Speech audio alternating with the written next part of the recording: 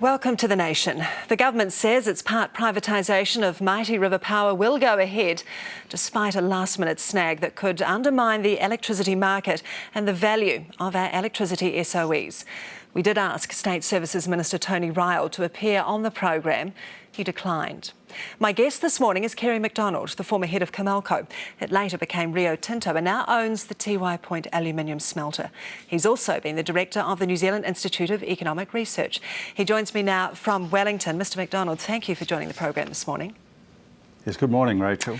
So Rio Tinto are tough negotiators. How tough do you think they are, or could they be bluffing here? I certainly don't think they're bluffing at this stage.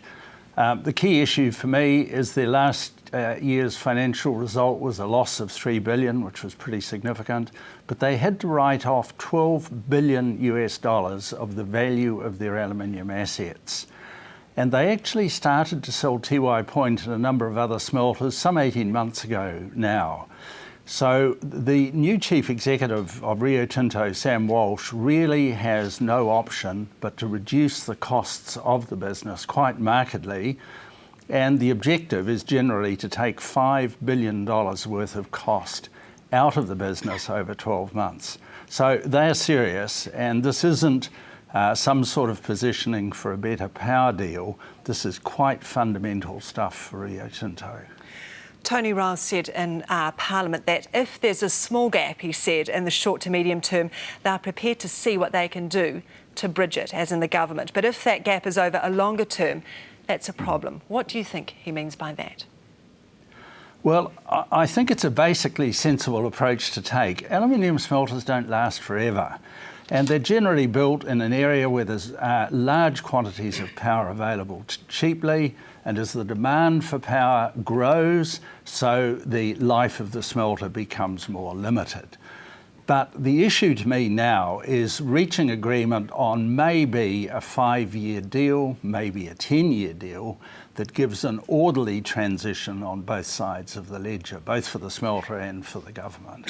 So I think the idea of negotiating and using the argument of national benefit to justify a short-term arrangement, I think there's a lot of merit in that.